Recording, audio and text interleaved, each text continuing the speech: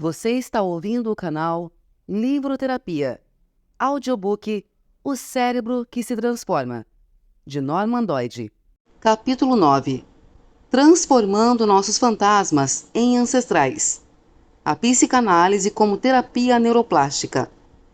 O Sr. L. havia sofrido de depressão recorrente nos últimos 40 anos e tinha dificuldades em seus relacionamentos com as mulheres. Estava no final dos 50 anos e se aposentara recentemente quando procurou minha ajuda. Poucos psiquiatras da época, no início da década de 1990, davam importância à ideia de que o cérebro era plástico e, em geral, se pensava que as pessoas que se aproximavam dos 60 anos estavam presas demais ao seu jeito de ser, para se beneficiarem de um tratamento que objetivava não apenas livrá-las dos sintomas, mas alterar antigos aspectos de seu caráter. O Sr. L. sempre foi formal e educado, era inteligente, sutil e falava de uma forma seca, sem muita musicalidade na voz. Ficava cada vez mais distante quando falava de seus sentimentos. Além das depressões profundas, que só reagiam parcialmente a antidepressivos, ele sofria de um segundo estado de espírito estranho. Em geral, ele era dominado aparentemente do nada, por um misterioso senso de paralisia, sentindo-se entorpecido e sem objetivos, como se o tempo tivesse parado. Ele também contou que bebia demais. Ele ficava particularmente perturbado com suas relações com as mulheres. Assim que se envolvia amorosamente, começava a recuar, sentindo que há uma mulher melhor em algum lugar, que nego a mim mesmo. Ele fora infiel à esposa em várias ocasiões, e, em consequência, perdera o casamento, um resultado do qual se arrependia imensamente. Pior ainda, não conhecia motivo para ser infiel, porque tinha muito respeito pela esposa. Ele tentou muitas vezes voltar, mas ela se recusou. Ele não sabia o que era o amor. Nunca sentira ciúme, nem se sentira possessivo em relação aos outros. E sempre tinha a impressão de que as mulheres queriam ser donas dele. Evitava compromisso e conflito com elas. Era dedicado aos filhos, mas se sentia ligado a eles por um senso de dever, e não por afeto genuíno. Esse sentimento lhe causava dor, porque eles eram amorosos e afetuosos com ele. Quando o Sr. L. tinha 26 meses, sua mãe morreu dando à luz a irmã mais nova. Ele não acreditava que a morte da mãe o tivesse afetado significativamente. Tinha 7 irmãos e então o único cuidador ficou sendo o pai, um agricultor que cuidava da fazenda isolada em que eles viviam, sem eletricidade ou água corrente, em um condado empobrecido durante a Grande Depressão. Um ano depois, o Sr. L. contraiu uma doença gastrointestinal crônica que precisava de atenção contínua. Quando tinha 4 anos, o pai, incapaz de cuidar dele e dos irmãos, enviou-o para morar com uma tia sem filhos e o marido, a milhares de quilômetros. Em 2 anos, tudo mudou na curta vida do Sr. L. Ele perdera a mãe, o pai, os irmãos, a saúde, a casa, seu vilarejo e todo o ambiente físico familiar. Tudo de que gostava e a que estava ligado. E como cresceu entre pessoas acostumadas a suportar épocas difíceis e a não perder o ânimo, nem o pai, nem a família adotiva conversavam muito sobre essas perdas com ele. O Sr. L. disse que não tinha lembranças a partir dos 4 anos ou antes, e muito poucas da adolescência. Não sentia tristeza com o que lhe aconteceu e nunca chorou, nem mesmo quando adulto, por nada. Na verdade, falava como se nada do que lhe acontecera tivesse sido registrado. Por que deveria? Perguntou ele. A mente das crianças não é ainda muito pouco desenvolvida para registrar eventos tão prematuros? Entretanto, havia pistas de que suas perdas foram registradas. Enquanto contava sua história, ele dava a impressão, depois de todos aqueles anos, de que ainda estava em choque. Também era assombrado por sonhos, em que sempre procurava por alguma coisa. Como Freud descobriu, os sonhos recorrentes, com uma estrutura relativamente inalterada, em geral, contêm fragmentos de lembranças de traumas infantis. O Sr. L. descreveu um sonho típico como se segue: estou procurando por alguma coisa, não sei o que é. Um objeto não identificado, talvez um brinquedo, que está além do meu território familiar. Eu gostaria de tê-lo de volta. Seu único comentário foi de que o sonho representava uma perda terrível, mas, surpreendentemente, ele não associava a perda da mãe ou da família.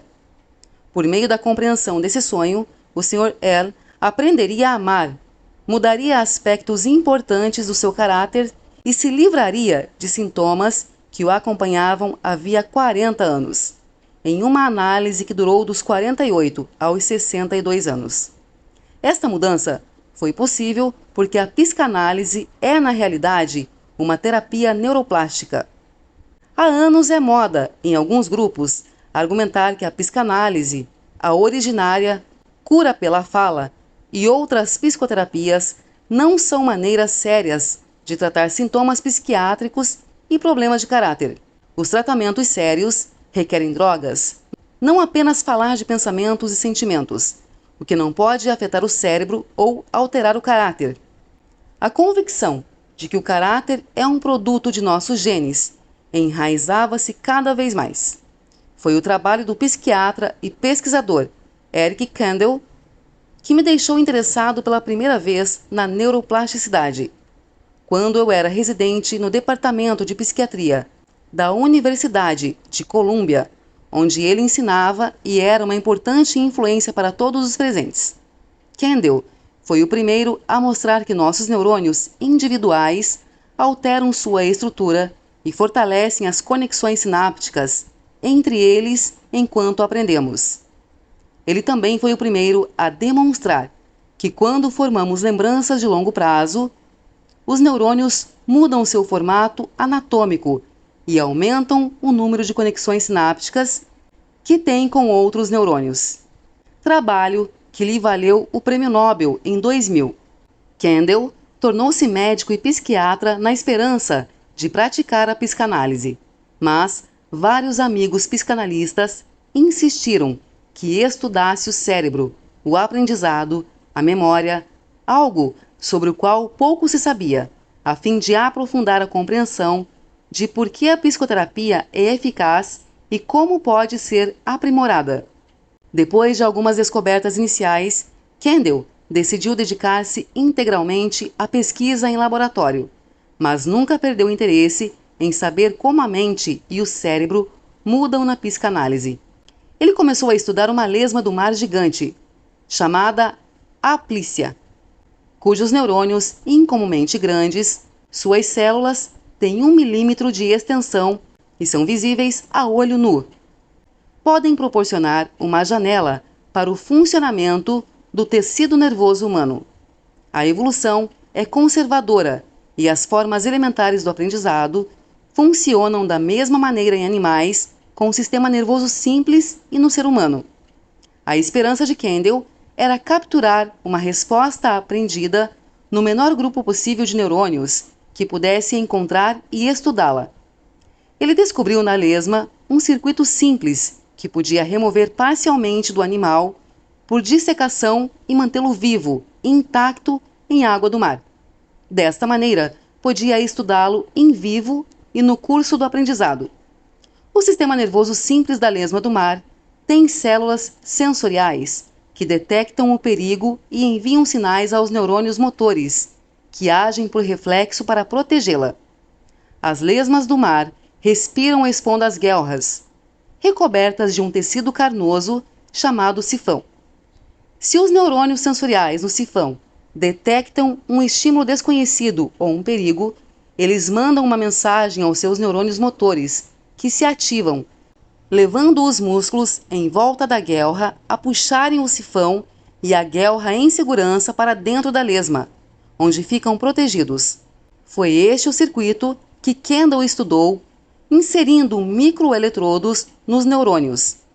Ele mostrou que enquanto a lesma aprendia a evitar choques e retraía a guelra, seu sistema nervoso mudava, aumentando as conexões sinápticas entre os neurônios motores e sensoriais e emitindo sinais mais potentes, detectados pelos microeletrodos.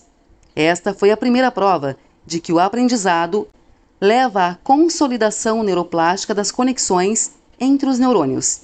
Se ele repetisse os choques em um curto período, as lesmas tornavam-se sensibilizadas, de modo que desenvolviam um medo aprendido e uma tendência a reagir exageradamente mesmo aos estímulos mais inofensivos, como o homem faz ao desenvolver distúrbios de ansiedade. Quando as lesmas desenvolviam um medo aprendido, os neurônios pré-sinápticos liberavam mais do neurotransmissor na sinapse, emitindo um sinal mais potente. Depois, ele mostrou que as lesmas podiam ser ensinadas a reconhecer um estímulo como inofensivo. Quando o sifão da lesma era tocado gentilmente, repetidas vezes, e não era seguido de um choque, as sinapses que levavam ao reflexo da retratação enfraqueciam, e a lesma, por fim, ignorava o toque. Por fim, Kendall mostrou que as lesmas também podem aprender a associar dois eventos diferentes e que seu sistema nervoso muda neste processo. Quando submetia a lesma a um estímulo inofensivo, seguido imediatamente por um choque na cauda, o neurônio sensorial do animal reagia ao estímulo inofensivo, como se fosse perigoso, emitindo sinais muito fortes, mesmo que não fosse seguido pelo choque. Kendall, trabalhando com Tom Carroll, psicólogo e fisiologista, em seguida mostrou que as lesmas podem desenvolver memórias de curto e longo prazos.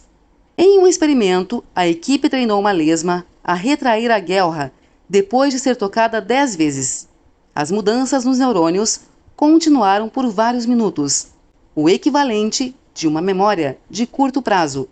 Quando tocaram a guelra 10 vezes, em 4 diferentes sessões de treinamento, separadas por um período que variava de várias horas a um dia, as mudanças nos neurônios persistiram até 3 semanas. Os animais desenvolveram memórias primitivas de longo prazo. Kendall trabalhou em seguida com o colega e biólogo molecular James Schwartz e com geneticistas para melhor compreender as moléculas envolvidas na formação de memórias de longo prazo nas lesmas. Eles mostraram que nestes animais, para que as memórias de curto prazo passem a ser de longo prazo, uma nova proteína deve ser produzida na célula. A equipe mostrou que uma memória de curto prazo torna-se de longo prazo quando uma substância no neurônio, chamada proteína quinase A, desloca-se do corpo celular para o núcleo do neurônio onde os genes são armazenados. A proteína ativa um gene para produzir outra proteína, que altera a estrutura da terminação nervosa, de forma que se desenvolvem novas conexões entre os neurônios. Depois, Kendall e os colegas Mary Shane e Craig Bailey mostraram que quando um único neurônio desenvolve uma memória de longo prazo em consequência da sensibilização, pode passar a estabelecer de 1.300 a 2.700 conexões sinápticas, um nível impressionante de mudança neuroplástica. O mesmo processo ocorre na espécie humana. Quando aprendemos, alteramos os genes, que são expressos ou ativados em nossos neurônios. Nossos genes têm 2 funções. A primeira, a função de modelo. Permite que nossos genes se repliquem, produzindo cópias deles mesmos, que são transmitidos de uma geração para outra. A função de modelo está fora de nosso controle. A segunda é a função de transcrição. Cada célula em nosso corpo contém todos os nossos genes, mas nem todos os genes são ativados ou expressos. Quando é ativado, um gene produz uma nova proteína que altera a estrutura e a função da célula. Isso é chamado de função de transcrição, porque quando o gene é ativado, as informações sobre como produzir essa proteína são transcritas ou lidas a partir do gene. Essa função de transcrição é influenciada pelo que fazemos e pensamos. A maioria das pessoas pressupõe que nossos genes nos modelam, nosso comportamento e nossa anatomia cerebral. O trabalho de Kendall mostra que quando aprendemos, nossa mente também afeta a transcrição genética nos nossos neurônios. Assim, podemos modelar nossos genes, que por sua vez modelam a anatomia microscópica de nosso cérebro. Kendall argumenta que quando a psicoterapia muda as pessoas, presumivelmente o faz por meio do aprendizado, produzindo mudanças na expressão do gene que alteram a potência das conexões sinápticas e mudanças estruturais, que alteram o padrão anatômico de interconexões entre as células nervosas do cérebro. A psicoterapia funciona penetrando fundo no cérebro e em seus neurônios e mudando sua estrutura ao ativar os genes certos. A psiquiatra Susan Vaughan argumentou que a cura pela fala funciona por falar com os neurônios e que um psicoterapeuta ou psicanalista competente é um microcirurgião da mente, ajudando os pacientes a fazer as alterações necessárias nas redes neuronais. Essas descobertas sobre o aprendizado e a memória no nível molecular têm suas origens na própria história de Kendall. Kendall nasceu em 1929 em Viena, uma cidade de grande riqueza cultural e intelectual. Mas Kendall era judeu, e a Áustria, na época, era um país virulentamente antissemita. Em março de 1938, quando Hitler tomou Viena, anexando a Áustria ao Reich alemão, foi acolhido por multidões que o veneravam. E o arcebispo católico de Viena ordenou que todas as igrejas hasteassem a bandeira nazista. No dia seguinte, todos os colegas da turma de Kendall, a não ser uma menina, a única outra judia na turma, pararam de falar com ele e começaram a incomodá-lo. Em abril, todas as crianças judias foram expulsas da escola. Em 9 de novembro de 1938, a Kristallnacht, a Noite dos Cristais, quando os nazistas destruíram todas as sinagogas no Reich alemão, inclusive na Áustria, o pai de Kendall foi preso. Os judeus austríacos foram expulsos de suas casas, e no dia seguinte, 30.000 homens judeus foram mandados para campos de concentração.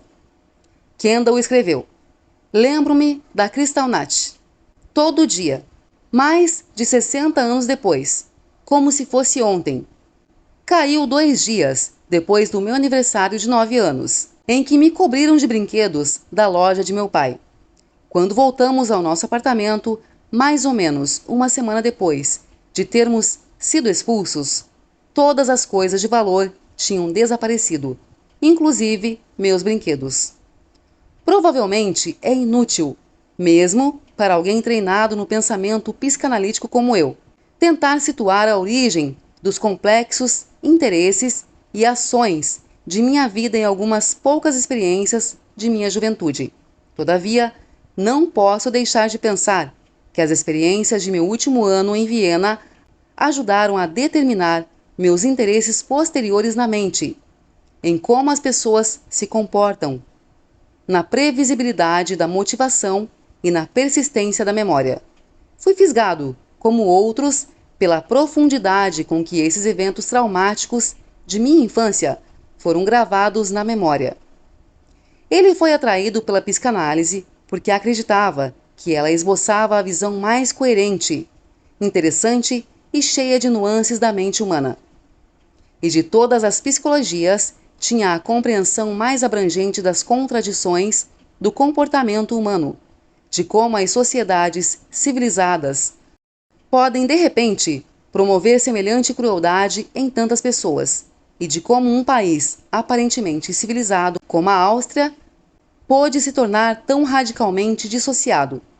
A psicanálise, ou análise, é um tratamento que ajuda as pessoas que estão profundamente perturbadas, não só por sintomas, mas por aspectos de seu próprio caráter. Esses problemas ocorrem quando temos fortes conflitos internos, nos quais, como afirma Kendall, parte de nós torna-se radicalmente dissociada ou desligada do resto de nós. Enquanto a carreira de Kendall o levou da clínica ao laboratório de neurociência, Freud começou sua carreira como neurocientista laboratorial, mas, como era pobre demais para continuar, seguiu na direção contrária e se tornou neurologista em consultório particular, a fim de ter renda suficiente para sustentar a família. Um de seus primeiros empreendimentos foi mesclar o que aprendera sobre o cérebro como neurocientista com o que estava aprendendo sobre a mente ao tratar os pacientes. Como neurologista, Freud logo ficou desencantado com o localizacionismo da época, baseado no trabalho de Broca e outros, e percebeu que a concepção do cérebro, fixamente estruturado, não explicava adequadamente como eram possíveis atividades complexas e culturalmente adquiridas, como a leitura e a escrita. Em 1891, ele escreveu um livro intitulado A Afasia, que mostrava as falhas nas evidências existentes para uma função, uma localização, e propunha que fenômenos mentais complexos, como a leitura e a escrita, não se restringiam a áreas corticais distintas e que não fazia sentido argumentar, como os localizacionistas, que havia um centro cerebral para a alfabetização, uma vez que esta não é inata. Em vez disso, o cérebro, no curso de nossa vida, deve se reorganizar dinamicamente e se reconectar para realizar tais funções culturalmente adquiridas. Em 1895, Freud concluiu o projeto para uma psicologia científica, um dos primeiros modelos neurocientíficos abrangentes a integrar cérebro e mente, ainda hoje admirado por sua sofisticação. Aqui Freud propôs a sinapse vários anos antes de Sir Charles Sherrington, que levou o crédito. No projeto, Freud chegou a descrever como as sinapses que ele chamou de barreiras de contato podem ser alteradas pelo que aprendemos, antecipando o trabalho de Kendall. Ele também começou a propor ideias neuroplásticas. O primeiro conceito plástico desenvolvido por Freud é a lei de que neurônios que disparam simultaneamente se ligam entre si, em geral chamada de lei de Hebb, embora Freud a tivesse proposto em 1888, 60 anos antes de Hebb. Freud declarou que quando dois neurônios disparam simultaneamente, isso facilita sua sucessiva associação. Freud destacou que o que ligava os neurônios era sua ativação conjunta no tempo e chamou este fenômeno de lei de associação por simultaneidade. A lei da associação explica a importância da ideia de Freud da livre associação, em que os pacientes psicanalíticos deitam-se no divã e associam livremente, ou dizem tudo o que lhe vem à mente. Por mais desagradável ou banal que seja, o analista senta-se atrás do paciente, fora do seu campo de visão, e em geral pouco fala. Freud descobriu que, se não interferisse, surgiam nas associações do paciente vários sentimentos bem guardados e ligações interessantes, pensamentos e sentimentos que o paciente normalmente rejeitava. A livre associação é baseada na compreensão de que todas as associações mentais, mesmo as aparentemente fortuitas e aparentemente sem sentido, são expressões de ligações formadas em nossos circuitos de memória. Sua lei da associação por simultaneidade conecta implicitamente mudanças nos circuitos neuronais a mudanças em nossos circuitos da memória, de modo que os neurônios que se ativaram simultaneamente permaneçam ligados anos depois. Frequentemente, essas conexões originais ainda são operacionais e aparecem nas livres associações do paciente. A segunda ideia plástica de Freud é a do período psicológico crítico e a ideia relacionada de plasticidade sexual. Como vimos no capítulo 4, Adquirindo Gostos e Afetos, Freud foi o primeiro a argumentar que a sexualidade humana e a capacidade de amar tem períodos críticos na primeira infância, que ele chamou de fases de organização. O que acontece durante esses períodos críticos tem um efeito incomensurável em nossa capacidade de amar e estabelecer relações na vida adulta. Se alguma coisa sai errada, é possível fazer mudanças mais tarde, mas é muito mais difícil alcançar a mudança plástica depois de encerrado um período crítico. A terceira ideia de Freud foi uma visão plástica da memória. A concepção que Freud herdou de seus professores era de que os eventos que vivemos podem deixar rastros de memória permanentes em nossa mente. Mas quando ele começou a trabalhar com os pacientes, observou que as memórias não são escritas de uma vez ou gravadas permanecendo inalteradas para sempre, mas podem ser alteradas por eventos subsequentes e retranscritas. Freud observou que os eventos podem assumir um significado alterado para os pacientes anos depois de sua ocorrência, e que por isso os pacientes alteravam suas lembranças desses eventos. As crianças que sofriam abusos quando muito novas e eram incapazes de compreender o que lhes fora feito nem sempre ficavam transtornadas na época, e suas lembranças iniciais nem sempre eram negativas, mas depois que amadureciam sexualmente, elas viam o incidente de forma renovada e lhe davam um novo significado, e sua lembrança dos maus tratos mudava. Em 1896, Freud escreveu que, de tempos em tempos, os rastros de memória estão sujeitos a um rearranjo, de acordo com novas circunstâncias, a uma retranscrição. Assim, o que é essencialmente novo em minha teoria é a tese de que a memória não está presente de forma unívoca, mas múltipla. As lembranças são constantemente remodeladas, análogas em cada maneira ao processo pelo qual uma nação constrói lendas sobre sua história. Para que sejam alteradas, argumentou Freud, as lembranças tinham de ser conscientes e precisavam ser focalizadas pela nossa atenção, como os neurocientistas mostraram desde então. Infelizmente, como no caso do Sr. L., algumas lembranças traumáticas de eventos da primeira infância não estão facilmente acessíveis à consciência e, portanto, não mudam.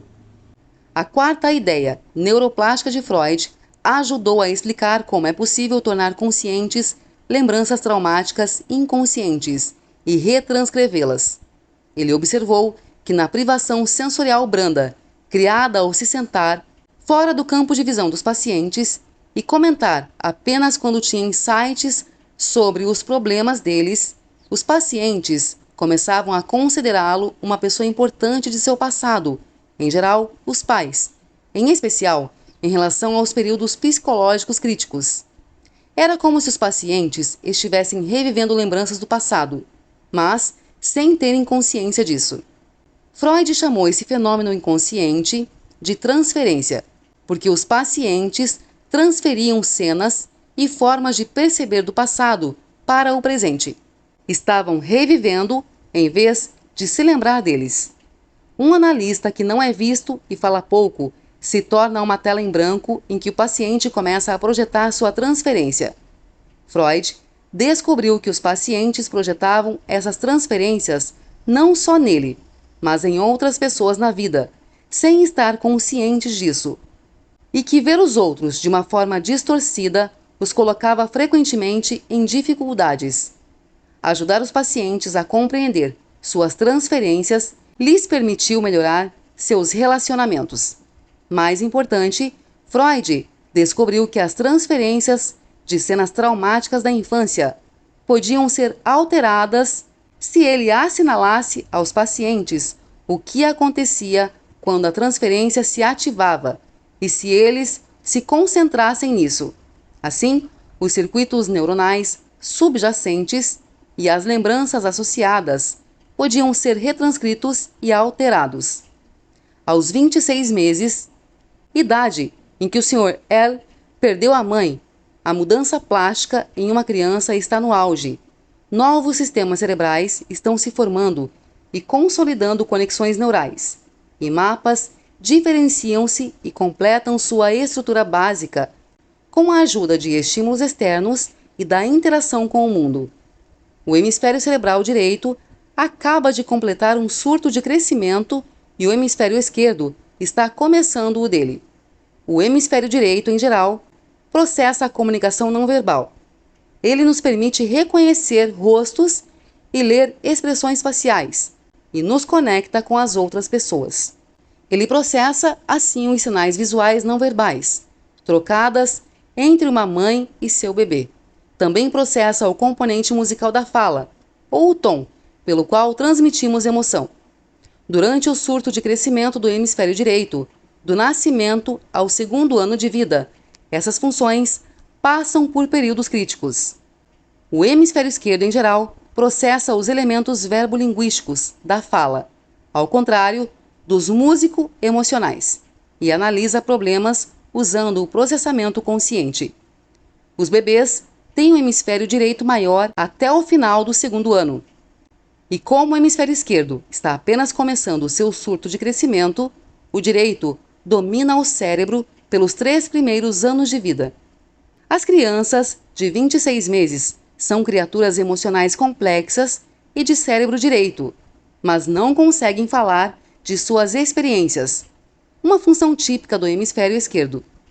Exames de neuroimagem mostram que, durante os 2 primeiros anos de vida, a mãe comunica-se, essencialmente, de forma não verbal, utilizando o seu hemisfério direito para alcançar o hemisfério direito do bebê.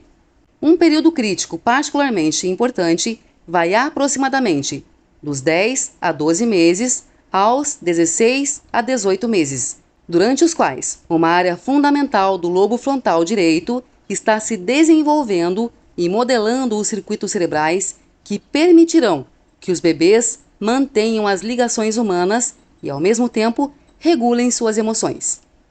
Esta área, em amadurecimento, a parte do cérebro por trás do olho direito, é chamada de sistema orbitofrontal direito.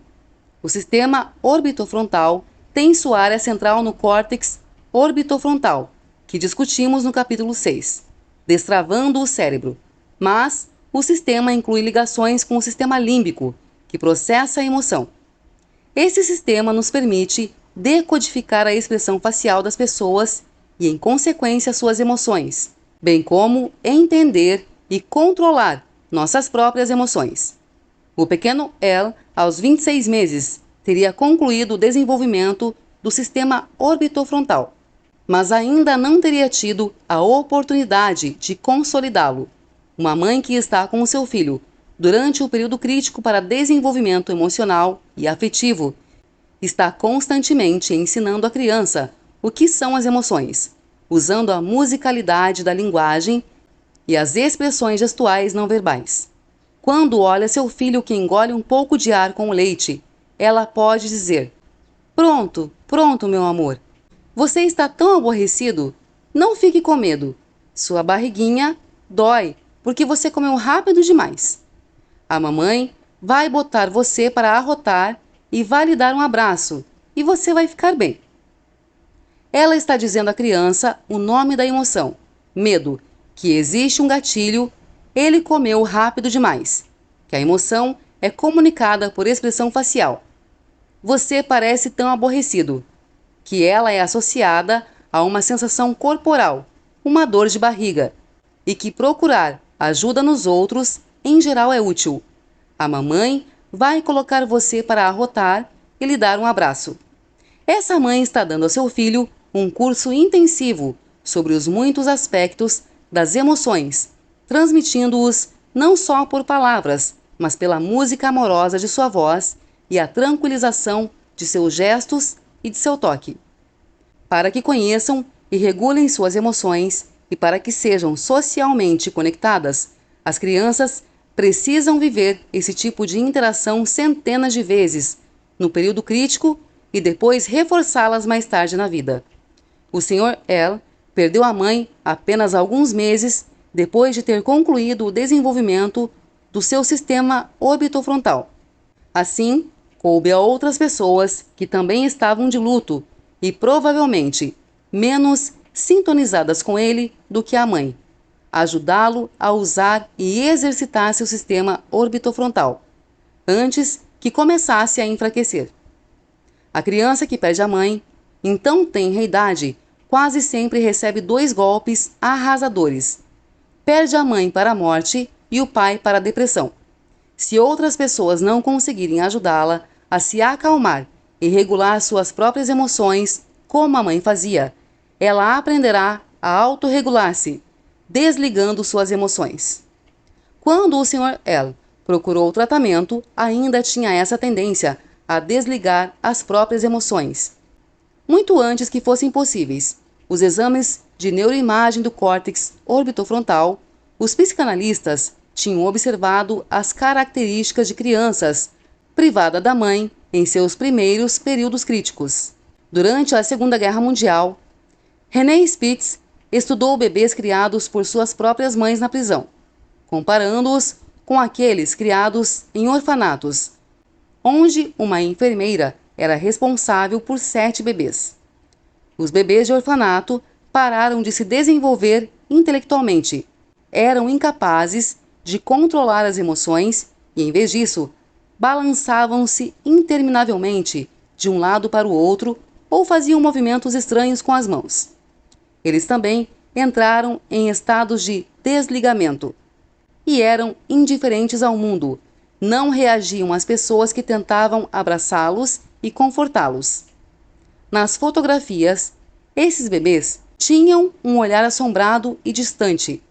Os estados de desligamento ou de paralisia aconteciam quando as crianças abandonavam toda a esperança de encontrar o genitor perdido. Mas como o Sr. L, que viveu estados semelhantes, pode ter registrado cada experiência infantil em sua memória, os neurocientistas reconhecem 2 sistemas de memórias principais.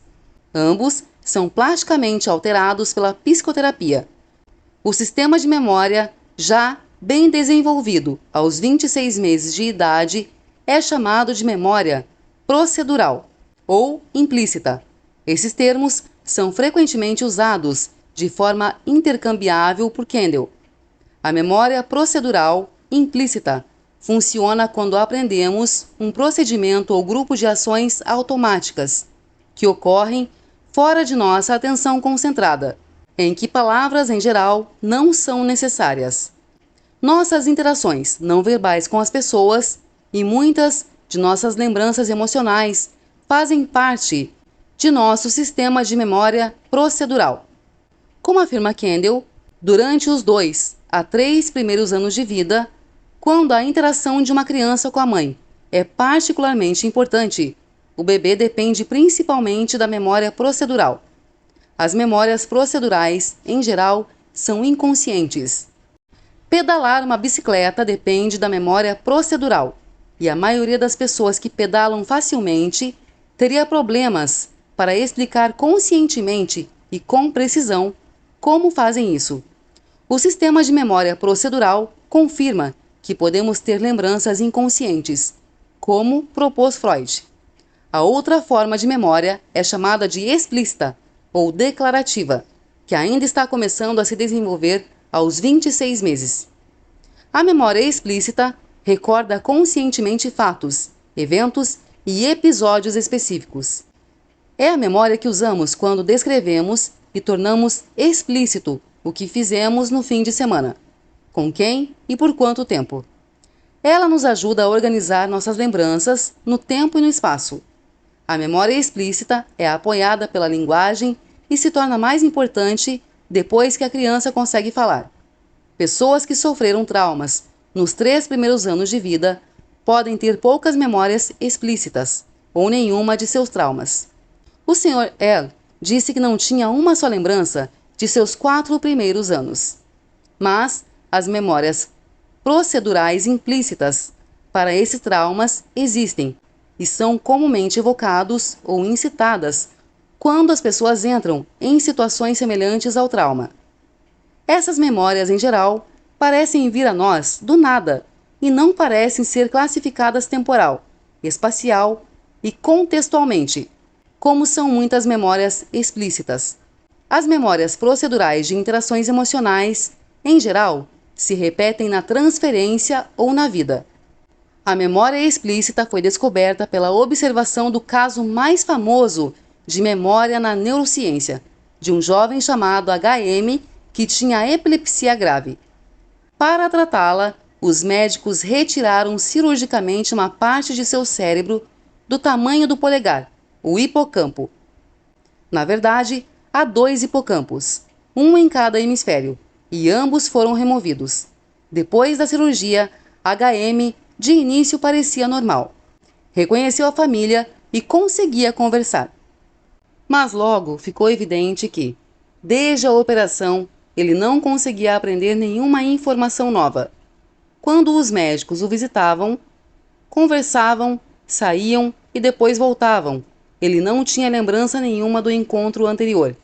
Aprendemos, pelo caso de HM, que o hipocampo converte nossas lembranças explícitas de curto prazo em lembranças explícitas de longo prazo de pessoas, lugares e coisas. As lembranças às quais temos acesso consciente. A análise ajuda os pacientes a colocar suas lembranças procedurais e ações inconscientes em palavras e em contexto. Assim, eles podem compreendê-las melhor. No processo, eles retranscrevem plasticamente essas lembranças procedurais, de forma que se tornam lembranças conscientes e explícitas, às vezes pela primeira vez. Dessa forma, eles não precisam mais revivê-las ou reencená-las, especialmente se foram traumáticas. O Sr. L partiu para a análise e a livre associação rapidamente e começou a descobrir, como muitos pacientes, que os sonhos da noite anterior lhe vinham à mente com frequência. Logo, começou a contar seu sonho recorrente sobre procurar por um objeto indefinido, mas acrescentou novos detalhes. O objeto podia ser uma pessoa. O objeto perdido pode ser parte de mim, talvez não. Talvez um brinquedo, um bem ou uma pessoa. Eu preciso tê-lo. Vou saber o que é quando o encontrar, mas às vezes não tenho certeza de que existe, e então não sei se há alguma coisa perdida. Assinalei a ele de que estava surgindo um padrão.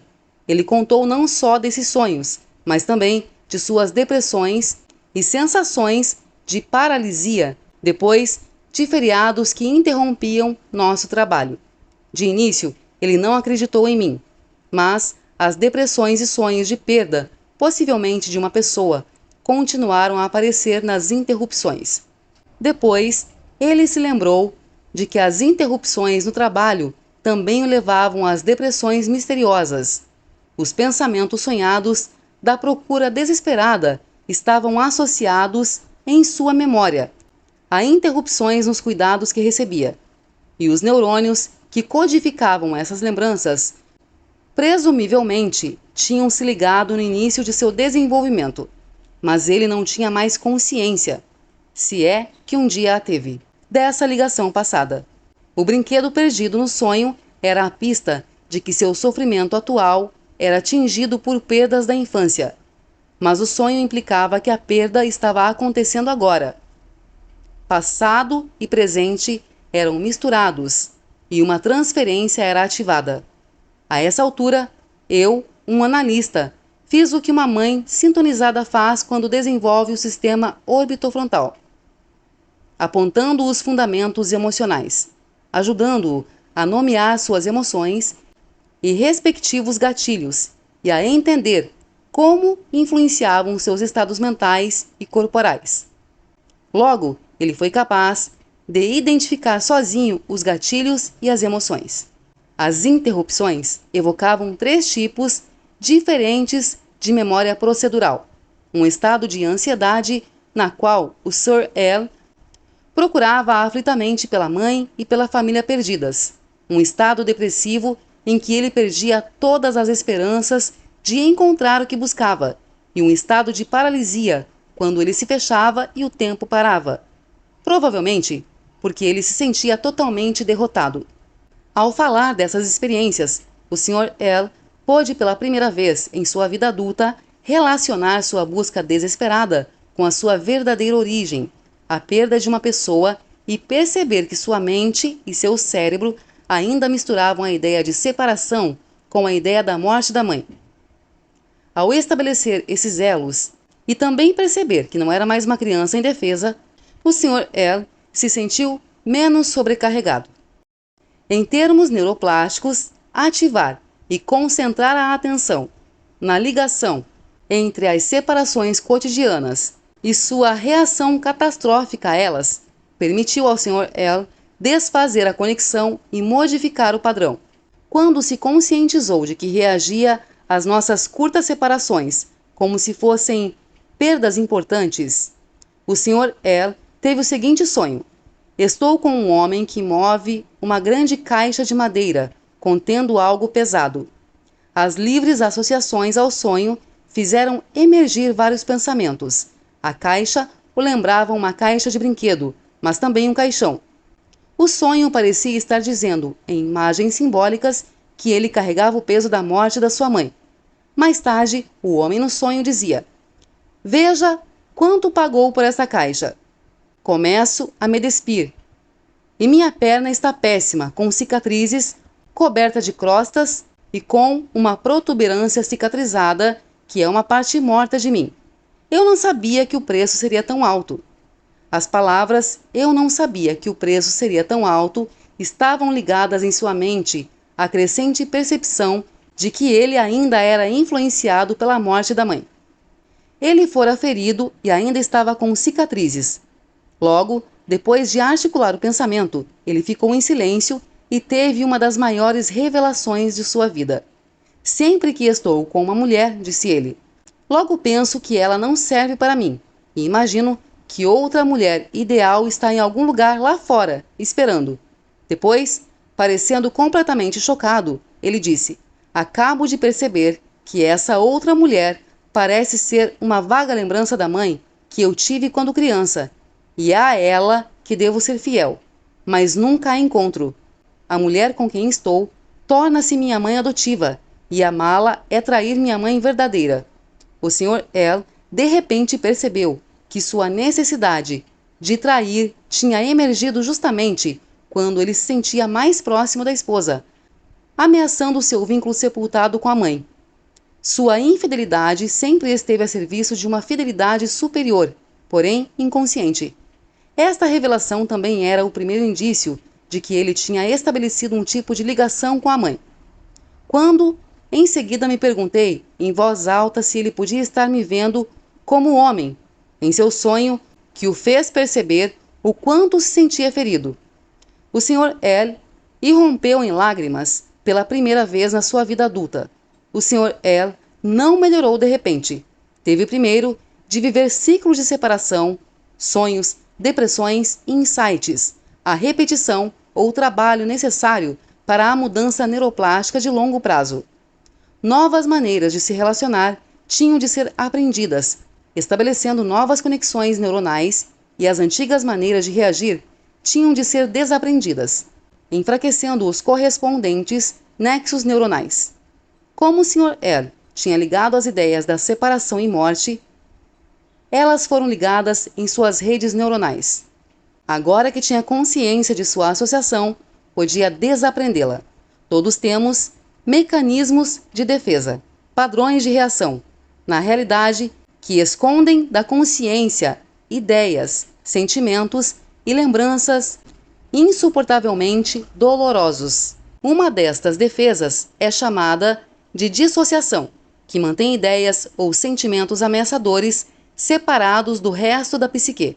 Na análise, o Sr. L começou a ter a oportunidade de reviver lembranças autobiográficas dolorosas de busca pela mãe, que ficaram paralisadas no tempo e dissociadas de suas lembranças conscientes. A cada vez que fazia isso, ele se sentia melhor. Enquanto os grupos neuronais que codificavam suas lembranças desconectadas passavam a se reconectar. Os psicanalistas, desde Freud, observaram que alguns pacientes em análise desenvolvem fortes sentimentos em relação ao analista. Isso aconteceu no caso do Sr. L. Um certo calor e um sentimento positivo de proximidade se desenvolveu entre nós. Freud pensava que esses sentimentos de transferências poderosos e positivos tornavam-se um dos principais motores que promoviam a cura. Em termos neurocientíficos, isso acontece porque as emoções e os padrões que exibimos nos relacionamentos fazem parte do sistema de memória procedural. Quando esses padrões são estimulados em terapia, o paciente tem a oportunidade de olhar para eles e mudá-los, pois, como vimos no capítulo 4, adquirindo gostos e afetos, os laços positivos parecem facilitar a mudança neuroplástica, incitando o desaprendizado e dissolvendo circuitos neuronais existentes, para que o paciente possa alterar suas próprias intenções. Não há mais nenhuma dúvida, escreve Kendall, de que a psicoterapia pode resultar em mudanças detectáveis no cérebro. Recentes exames de neuroimagem, feitos antes e depois da psicoterapia, mostram que o cérebro se reorganiza plasticamente no tratamento e que quanto mais bem-sucedido o tratamento, maior a mudança.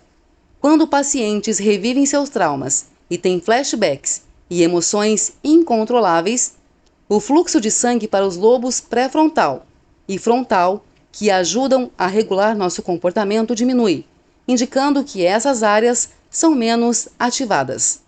Segundo o neuropsicanalista Mark Soames e o neurocientista Oliver Turnbull, o objetivo da cura pela fala, do ponto de vista neurobiológico, é ampliar a esfera funcional de influências dos lobos pré-frontais.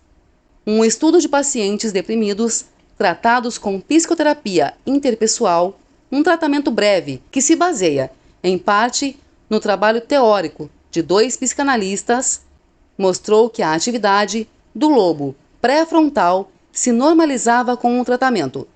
O sistema orbitofrontal direito, tão importante no reconhecimento e na regulação das emoções e dos relacionamentos, uma função que estava perturbada no Sr. L., faz parte do córtex pré-frontal.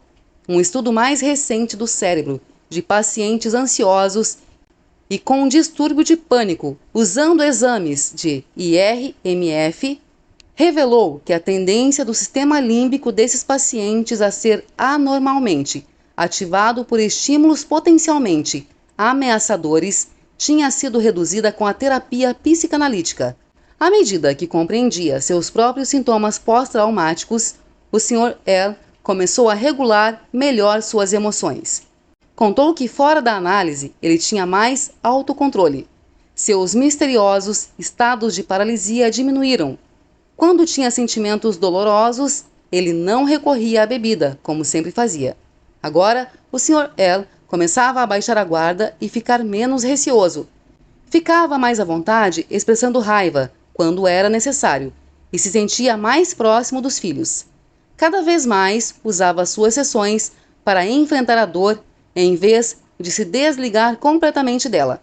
Agora, o Sr. L. caía em longos silêncios que tinham uma propriedade de profunda resolução.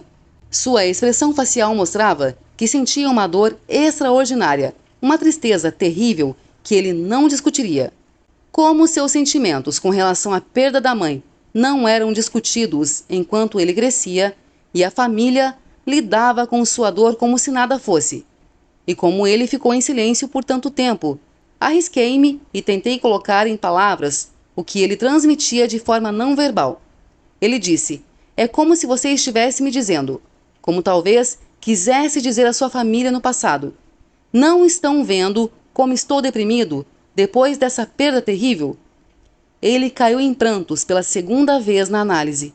Começou a projetar a língua involuntária e ritmadamente em meio ao choro, fazendo-o parecer um bebê, de quem o seio fora retirado e que projetava a língua para encontrá-lo. Depois, cobriu o rosto, pôs a mão na boca, como um menino de 2 anos, e explodiu num choro alto e primitivo. Ele disse: "Eu queria ser consolado por minhas dores e perdas, mas nada pode me consolar. Quero ficar sozinho, com minha infelicidade soturna." Você não pode entender isso, porque eu mesmo não entendo. É uma tristeza grande demais. Ao ouvir isso, nós dois percebemos que ele sempre assumia a atitude de rejeitar o consolo e que isso contribuía para a distância do seu caráter. Ele acionava um mecanismo de defesa que estivera em operação desde a infância e que o ajudara a bloquear a imensidão de sua perda. Essa defesa, ao ser repetida milhares de vezes, tinha sido plasticamente reforçada. Este traço mais pronunciado de seu caráter, a distância, não era geneticamente predeterminado, mas plasticamente aprendido. Agora estava sendo desaprendido.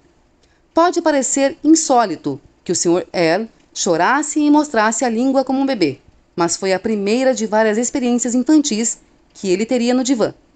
Freud observou que os pacientes que tiveram traumas na infância em momentos-chave frequentemente regridem, para usar o termo dele, e não só se lembram de episódios da infância, como brevemente os revivem, como se fossem crianças. Isso faz sentido do ponto de vista da neuroplástica.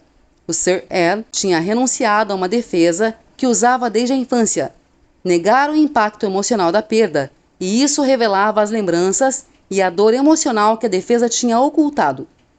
Lembremos que Beck e Rita descreveu algo muito parecido em pacientes que passavam por uma reorganização cerebral. Se uma rede cerebral estabelecida é bloqueada, as redes mais antigas, formadas muito antes das estabelecidas, precisam ser usadas. Ele chama isto de desmascaramento das vias neuronais mais antigas.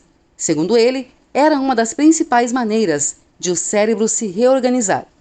No nível neuronal, a regressão na análise é, creio eu, um exemplo de desmascaramento que, em geral, precede a reorganização psicológica. Foi o que aconteceu com o Sr. Earl. Em sua sessão seguinte, ele contou que seu sonho recorrente tinha mudado. Desta vez, ele foi visitar sua antiga casa, procurando por posses adultas. O sonho indicava que a parte dele que tinha morrido voltava à vida. Vou visitar uma casa antiga. Não sei de quem é, mas é a minha casa. Estou procurando alguma coisa. Agora não são brinquedos, mas objetos de adultos. Há o degelo de primavera, do final de inverno. Entro na casa e é a casa onde nasci. Eu pensava que a casa estava vazia, mas minha ex-mulher, que eu percebia como uma boa mãe para mim, apareceu dos fundos, que estavam inundados. Ela me recebeu e ficou contente em me ver, e eu fiquei exultante. Ele está emergindo de uma sensação de isolamento, de desligamento das outras pessoas e de partes de si mesmo. O sonho tratava de seu degelo emocional e de uma pessoa parecida com a mãe que estava com ele na casa onde passou o início da infância. Não estava vazia, afinal. Seguiram-se sonhos semelhantes, em que ele resgatava o passado, a própria identidade e o senso de ter tido uma mãe. Um dia, ele citou um poema sobre uma mãe indiana faminta, que antes de morrer, deu seu último bocado de comida à filha. Ele não conseguia entender por que o poema o comovia. Depois, parou e explodiu num grito ensurdecedor. Minha mãe sacrificou a vida dela por mim. Ele gemeu e todo o seu corpo tremia. Ficou em silêncio. Depois gritou: "Eu quero a minha mãe." O Sr. Earl não cedeu à histeria, mas agora vivia toda a dor emocional que suas defesas tinham rejeitado, aliviando pensamentos e sentimentos que tivera quando criança. Estava regredindo e desmascarando circuitos de memórias mais antigas, até mesmo o jeito de falar. Mas, outra vez, seguiu-se uma reorganização psicológica de nível superior. Depois de reconhecer seu sentimento profundo de perda da mãe, ele foi visitar seu túmulo pela primeira vez. Era como se uma parte de sua mente tivesse permanecido presa à ideia mágica de que sua mãe ainda vivia. Agora, ele era capaz de aceitar, no âmago do seu ser, que ela morrera. No ano seguinte, o Sr. Earl se apaixonou profundamente pela primeira vez na sua vida. Também se tornou possessivo com sua amante e sofria de um ciúme normal. Também pela primeira vez. Ele agora entendia por que as mulheres ficavam tão furiosas com sua indiferença e falta de compromisso, e se sentia triste e culpado. Também achava que tinha descoberto uma parte de si mesmo que estivera ligada à mãe e à perda quando ela morreu. Descobrir essa parte de si, que antes amara uma mulher, permitiu que se apaixonasse novamente. Depois, ele teve o último sonho durante a análise. Vi minha mãe tocando piano. Depois, saí para receber alguém. Quando voltei, ela estava num caixão. Na livre associação, em relação ao sonho, ele ficou sobressaltado com a imagem dele mesmo sendo erguido para ver a mãe no caixão aberto, estendendo o braço para ela e sendo dominado pela percepção pavorosa de que ela não responderia. Ele saltou um gemido alto e lhe sobreveio uma dor ancestral. Todo o seu corpo tremeu por 10 minutos. Quando se aquietou, ele disse: acredito que foi uma lembrança do velório de minha mãe, durante o qual o caixão foi mantido aberto. O Sr. L. sentia-se melhor e diferente. Vivia uma relação estável e amorosa com uma mulher. Sua ligação com os filhos se aprofundara significativamente. E ele não ficava mais distante. Em sua última sessão, ele contou que tinha falado com o irmão mais velho, que confirmou que havia um caixão aberto no velório da mãe e que ele estivera presente. Quando nos despedimos, o Sr. L. estava conscientemente triste, mas não mais deprimido, ou paralisado com a ideia da separação permanente. 10 anos se passaram desde que ele concluiu sua análise, e ele continua livre de suas profundas depressões. Disse que a análise mudou minha vida e me deu controle sobre ela. Muitos, devido à nossa amnésia infantil, podem duvidar de que os adultos consigam se lembrar de um passado tão distante como fez o Sr. L. Essa dúvida, antigamente, era tão disseminada que nenhuma pesquisa foi feita para investigar a questão. Mas novos estudos mostram que os bebês, no primeiro e no segundo ano de vida, podem guardar fatos e eventos, inclusive os traumáticos. Embora o sistema de memória explícita não seja robusto nos primeiros anos, uma pesquisa realizada por Caroline Ruff Collier e outros mostra que ele existe até em bebês pré-verbais ou no início da verbalização. Os bebês podem recordar-se de eventos dos primeiros anos de vida se fossem lembrados. Crianças mais velhas conseguem se lembrar de eventos que aconteceram antes que elas pudessem falar. E depois que aprendem a falar, podem colocar essas lembranças em palavras. Às vezes, o Sr. L. fazia isso colocando pela primeira vez em palavras eventos que vivera. Em outras ocasiões, ele desbloqueava acontecimentos que haviam sido sepultados em sua memória explícita por muito tempo. Como o pensamento: minha mãe se sacrificou por mim, ou a lembrança de estar no velório da mãe conferida de forma independente. Em outras ocasiões ainda, ele retranscrevia experiências de seu sistema de memória procedural para o sistema explícito. É interessante observar que seu sonho essencial parecia registrar que ele tinha grandes problemas com a memória. Ele procurava por uma coisa, mas não conseguia se lembrar do que era, embora sentisse que a reconheceria se a encontrasse. Por que os sonhos são tão importantes na análise? E qual é a sua relação com a mudança plástica? Os pacientes são assombrados frequentemente por sonhos recorrentes de seus traumas e acordam apavorados. Enquanto continuarem doentes, esses sonhos não mudarão sua estrutura básica. A rede neural, que representa o trauma, como o sonho do Sr. L., em que ele sentia a falta de alguma coisa, é reativada constantemente, sem ser retranscrita. Se esses pacientes traumatizados melhoram, os pesadelos, aos poucos, se tornam menos assustadores, até que, por fim, o paciente sonha com algo, como de início penso que o trauma é recorrente, mas não é. Agora passou. Eu sobrevivi. Esse tipo de série progressiva de sonhos revela a mudança progressiva da mente e do cérebro, à medida que o paciente entende que agora está seguro. Para que isto aconteça, as redes neuronais devem desaprender algumas associações. Como o Sr. L. desaprendeu sua associação entre a separação e a morte, e mudar conexões sinápticas existentes para dar espaço ao novo aprendizado. Que evidências físicas existem de que os sonhos mostram o nosso cérebro no processo de mudança plástica, alterando lembranças até então sepultadas e emocionalmente significativas, como no caso do Sr. L.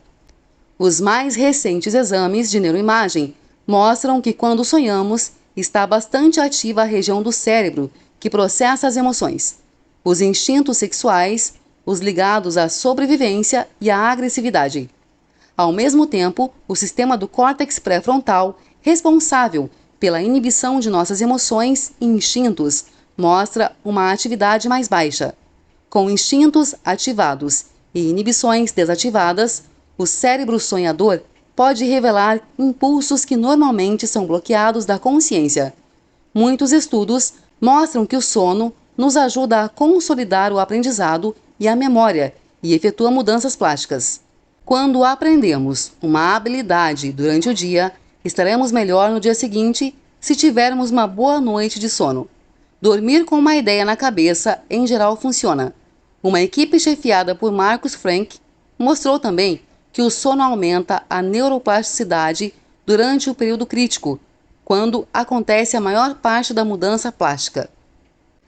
Lembremos que Hubble e Wiesel bloquearam um dos olhos de um filhote de gato no período crítico. Mostraram que um mapa cerebral para o olho bloqueado foi dominado pelo olho bom, um caso de use ou perca. A equipe de Frank fez o mesmo experimento com 2 grupos de filhotes de gato. Um grupo foi privado de sono, o outro dormiu quanto quis. Descobriram que quanto mais os gatos dormiam, maior era a mudança plástica em seu mapa cerebral. O estado de sono também facilita a mudança plástica. O sono é dividido em 2 fases, e a maior parte de nossos sonhos acontece durante uma delas, chamada de sono de movimento rápido dos olhos, ou sono REM. Os bebês passam muito mais horas em sono REM do que os adultos, e é durante a primeira infância que ocorre mais rapidamente a mudança neuroplástica. Na realidade, o sono REM é indispensável para o desenvolvimento plástico do cérebro na infância. Uma equipe chefiada por Gerald Marx fez um estudo semelhante ao de Frank, examinando os efeitos do sono REM em filhotes de gato e em sua estrutura cerebral. Marx descobriu que nos gatos privados de sono REM, os neurônios do córtex visual eram menores. Assim, o sono REM parece necessário para que os neurônios cresçam normalmente.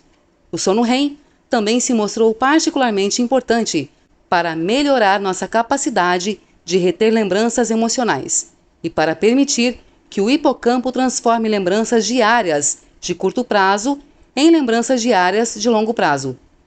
Isto é, ajuda a tornar as lembranças mais permanentes, levando a mudanças estruturais no cérebro. A cada dia na análise, o Sr. L trabalhava em seus conflitos íntimos, nas lembranças e nos traumas. E à noite, os sonhos evidenciavam não só suas emoções sepultadas, mas também que seu cérebro consolidava o aprendizado e o desaprendizado que ele fizera. Entendemos porque o Sr. L, no início da análise, não tinha lembranças conscientes dos 4 primeiros anos de vida. A maior parte de suas lembranças do período eram procedurais e inconscientes, sequências automáticas de interações emocionais, e as poucas lembranças explícitas que ele tinha eram tão dolorosas que ele as reprimia. No tratamento, ele teve acesso às lembranças procedurais e explícitas de seus 4 primeiros anos. Mas por que ele era incapaz de se lembrar de sua adolescência? Uma possibilidade é que ele tenha reprimido parte das lembranças da adolescência. Em geral, quando reprimimos uma coisa, como uma perda catastrófica na infância, reprimimos outros eventos frouxamente associados a ela, para bloquear o acesso ao evento original. Mas há outra causa possível.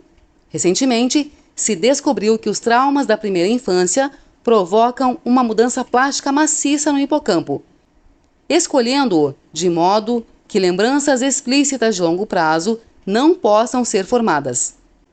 Animais afastados de suas mães soltam gritos desesperados, depois entram num estado de desligamento, como fizeram os bebês de Spitz, e liberam um hormônio de estresse chamado glicocorticoide. Os glicocorticoides matam células no hipocampo, impedindo-o de criar as conexões sinápticas nos circuitos neuronais responsáveis pelo aprendizado e pela memória explícita de longo prazo. Esses traumas infantis predispõem os animais privados da mãe a doenças relacionadas com estresse pelo resto da vida. Quando sujeitos a longas separações, é ativado o gene que induz a produção de glicocorticoide e assim ele permanece por um longo período.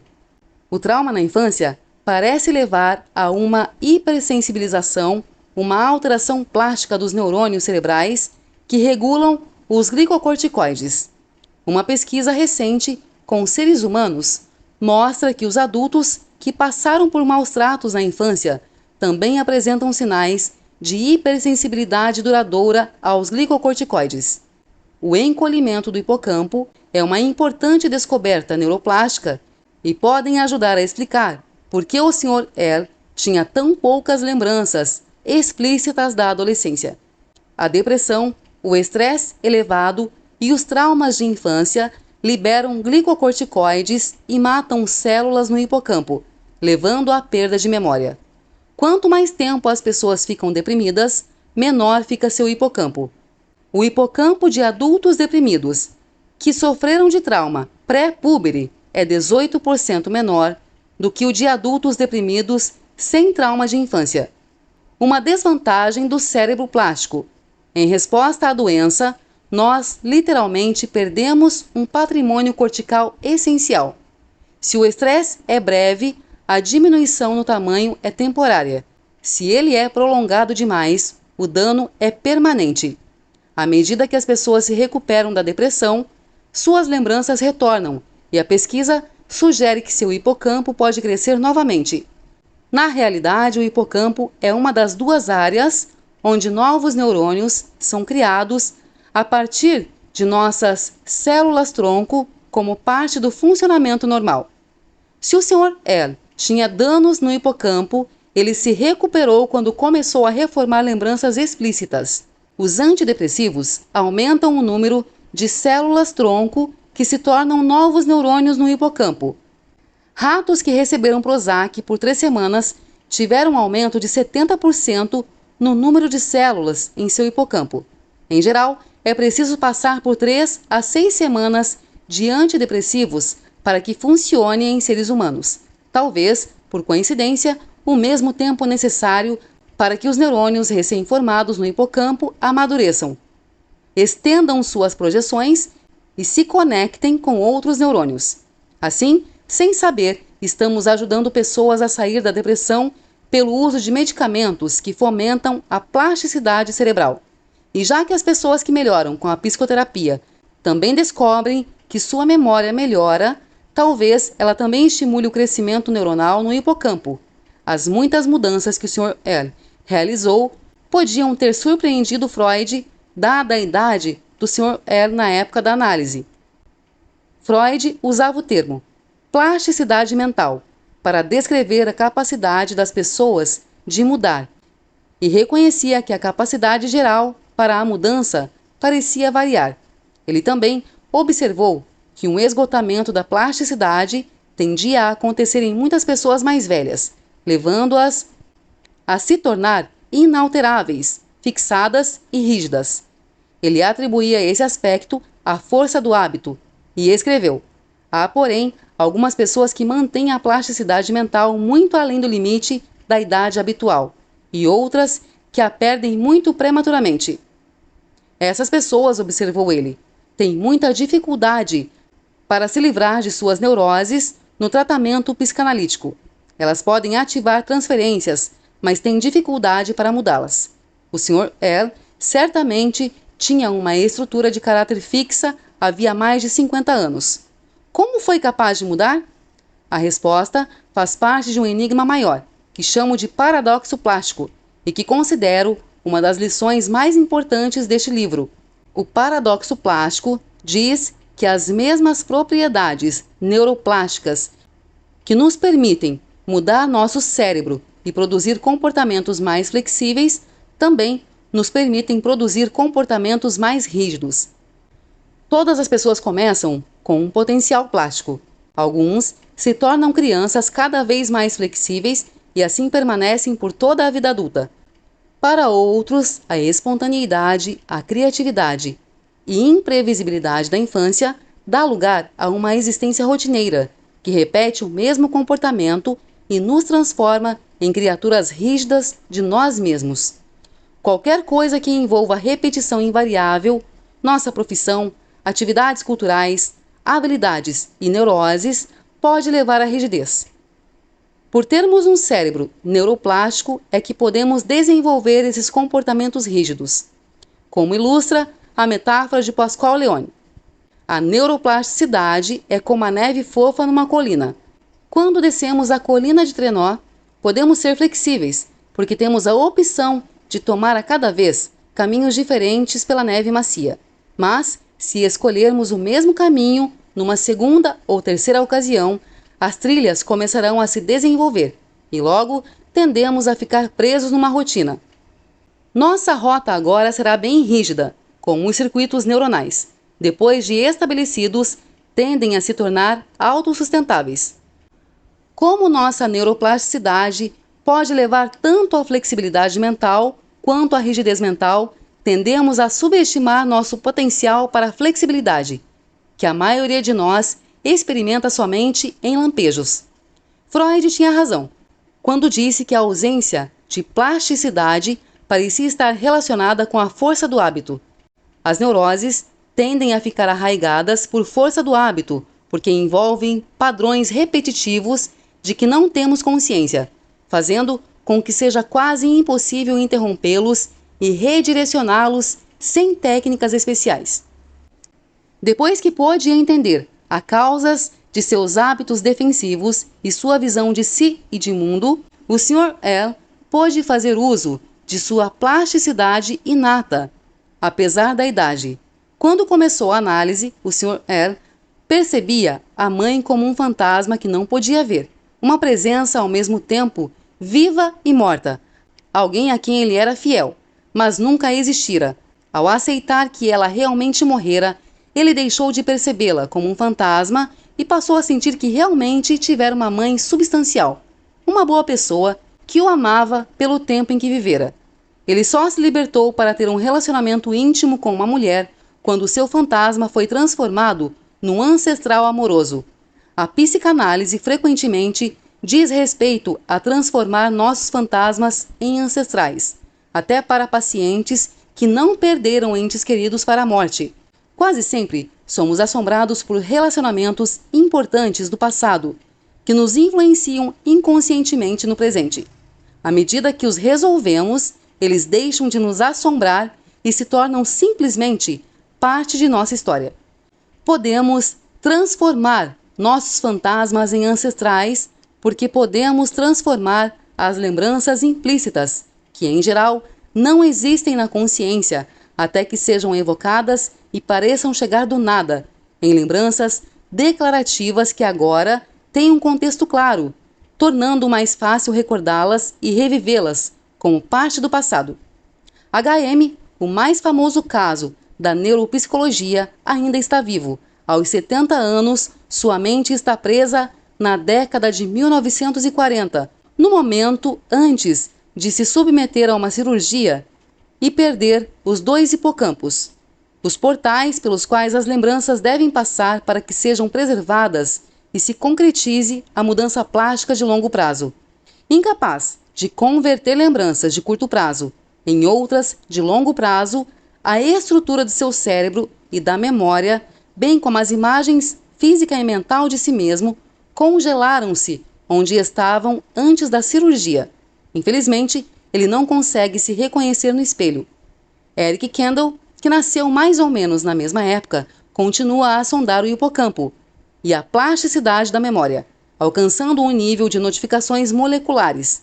Chegou a lidar com suas lembranças dolorosas da década de 1930 ao escrever suas memórias pungentes e esclarecedoras. Agora, também com mais de 70 anos, Não está mais preso emocionalmente à década de 1930, porque conseguiu trazer à consciência eventos de quase 60 anos atrás, retranscrevê-los e, ao longo desse processo, reconectar seu cérebro plástico.